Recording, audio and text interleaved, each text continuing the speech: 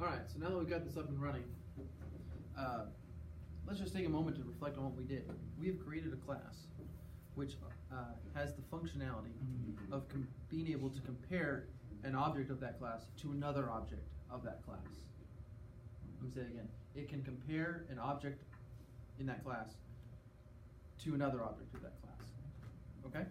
As it turns out, this procedure is very common among classes that you make for yourself, or you make for your own purposes or whatever. Okay? So, in fact, it is used so often that the developers of Java wanted to create a way or mechanism for programmers to communicate to other programmers that, hey, this class that I made has the ability of comparing objects of itself to other objects of itself. Does that make sense? They wanted a way of programmers to tell that to other programmers. Essentially, they wanted a way for this class to say, hey, I have a compare to method. All right, I've got a compare to method, everybody. Now, if you remember, a few weeks ago, we talked about a mechanism that Java language has that says, hey, this class is guaranteed to have this particular method. Do you remember what that structure phenomenon thing was called? When a class promises to have a certain type of a method.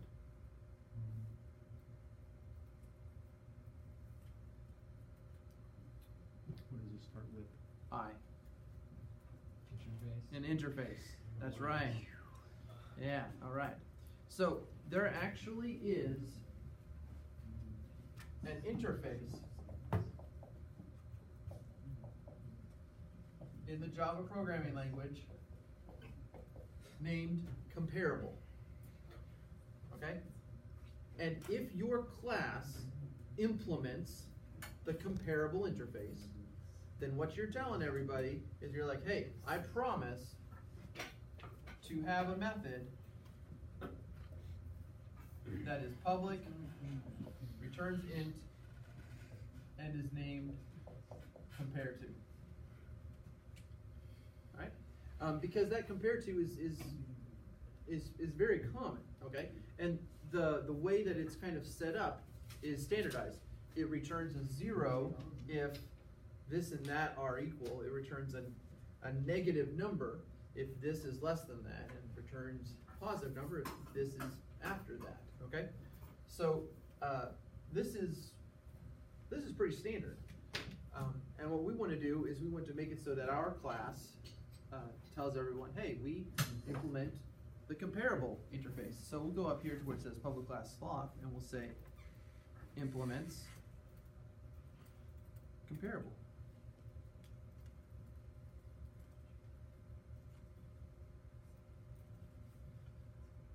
And that's all well and good. They recommend that you upgrade it to comparable bracket T, which is a little bit of a newer version of the comparable interface, but we're not gonna mess with that right now. That's their warning.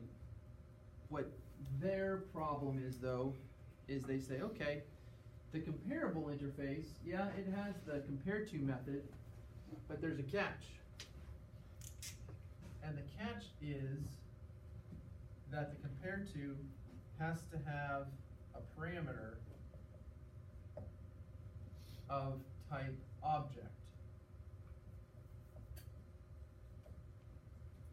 Now you're like, what the heck is object with a capital O? Ooh, all right.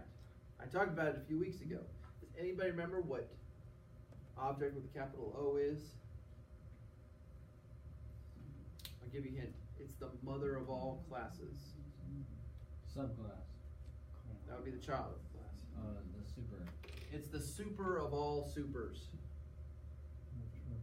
All All right. Yeah. So, question. When we made our bird class, did we say that it was the child of anyone? Did we say it extends animal? Did we say that up there? bird. What am I saying? Bird. That was 6th period. Sloth. Sorry. My other class did birds. You all did a sloth there. All right, sloth.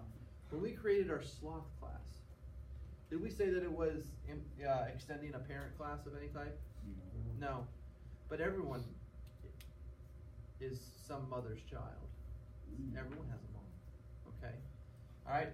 Even the sloth class has a hidden mother.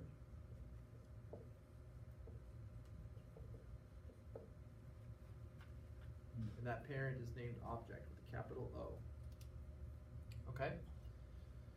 So, this is actually, the way, it's like they have a hidden extends object in there, okay? So, the idea is that all classes are subclasses in some form or fashion of the object with capital O class, okay? And that's what this is. So, if we are actually going to properly implement the comparable interface, then we need to change our compared to method right here. Rather than saying sloth.other, we need to say object other.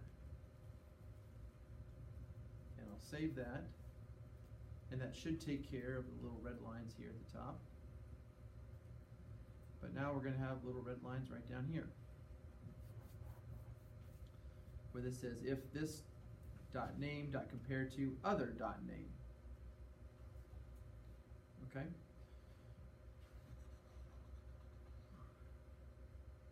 Alright.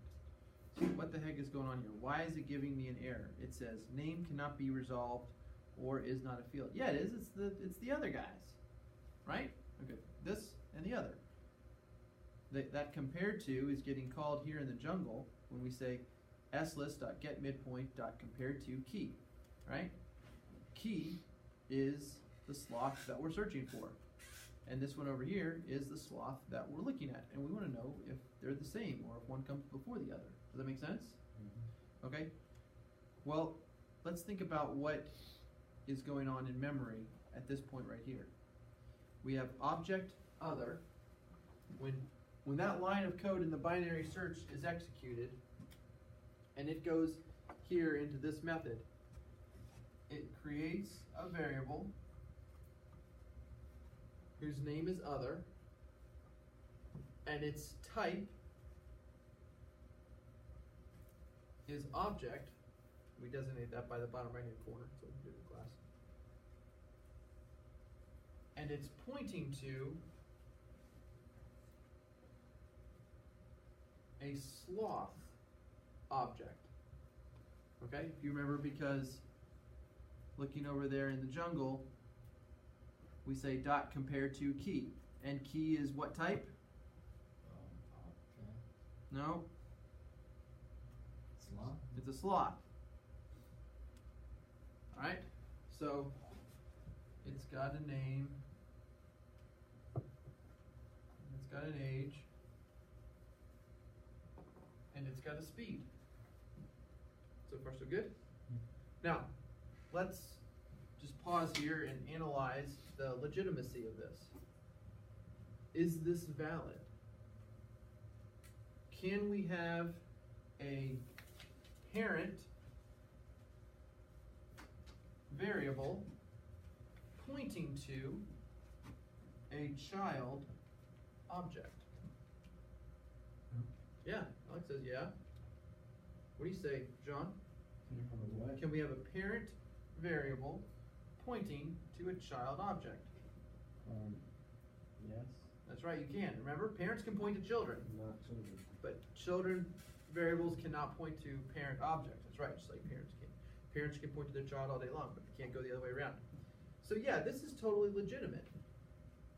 So I'm like, still wondering, what the heck, Java? Why are you giving us a problem here? Other is pointing to a sloth. And right here, I'm saying other.name. It worked a minute ago. Why is it not allowing me to do it now? What was the thing that I changed? From sloth to object. Yeah, instead of it being a sloth named other, it's an object named other. Okay? Now, this is a situation where Java is being Java and just being incredibly literal. Okay? As far as Java knows, other is an object and is pointing to an object, a capital, big O object. All right? Now, as far as Java is concerned, objects don't have a name instance variable. They don't have an age. They don't have a speed. Okay? As far as Java is concerned, other can only do the things that objects with a capital O can do. So, let me say again. As far as Java is concerned, it's going to limit you to what you can do. If you remember this, we had an activity earlier where we did like other dot and we saw what are all the options, and the answer was it's very limited because Java is only going to give it the options that are available for object. It's not going to give it all of the options for the child because it doesn't know for sure, definitely, that it's pointing to a child object. Does that make sense? Okay? So, what we need to do is we need to be like, hey, Java, it's all right. Treat other as if it is a sloth. That's what we need to do. Okay? We need to say, hey, look, we got this, Java. We need you to treat other as if it's a sloth. Now, do you remember how we can get Java to treat one variable like another variable? Anybody? Rosa knows, but she's not here with us. Rosa, we're listening. It's not implement. That's the way that you tell a class that it does the stuff that its interface should do. How do you get one variable to be treated like another variable? How do you get one person to act like another person? It's casting. That's right. Good job, John. He heard you. All right. Yeah.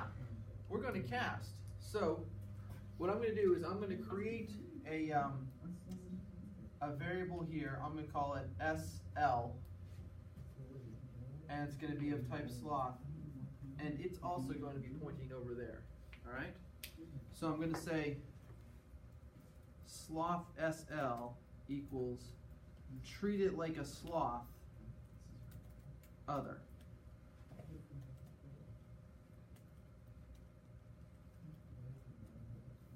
SL, cast it as a sloth other. And then instead of saying other.name, I'll say SL.name. And instead of saying other.name, I'll say SL.name. Now, what you'll see sometimes in other situations is people will actually write open paren sloth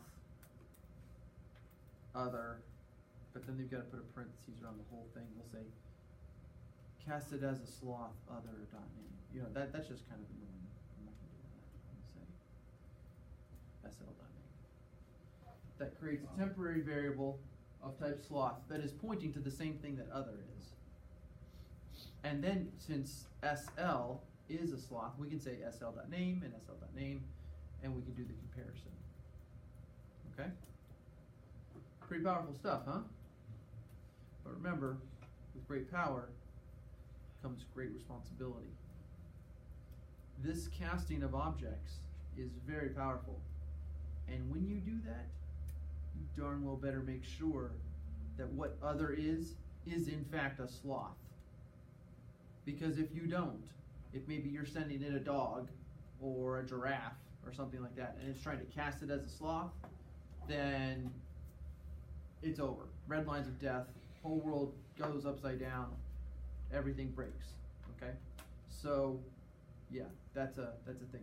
And there are ways in Java to check to make sure to check to see if it works, and check to make sure that the class is a type that you can cast and stuff like that. And all of that stuff is just sort of a little bit beyond us right now. Okay? But anything that you can break, you can pretty much catch it before it breaks too badly or before it goes crazy. But for our purposes right now, yeah, you better make sure that's sloth. Save it. Go back to the jungle. Run it. And everything works properly. You've already seen that sloth. Already saw the Mylodon. Okay. So what I wanted us to kind of do here was to create a situation where we had a custom class, and then have a binary, have some sort of list of those, do a search, so we have to implement the binary search on our custom class, and then also, as a result of that, make the compare to. Okay? I really like the comparable interface because of all the stuff that it does, but I kind of hate it a little bit because you gotta do this sort of casting thing. But then I kind of like it again because it gives us a chance to remember about how to cast. It reminds us about parent and child and references pointing to their children and all kinds of other good stuff. So it's a great sort of activity. Let's look at your next program, okay? And we can kill that because she can read them. Five. Wanna say bye, Rosa? Rosa.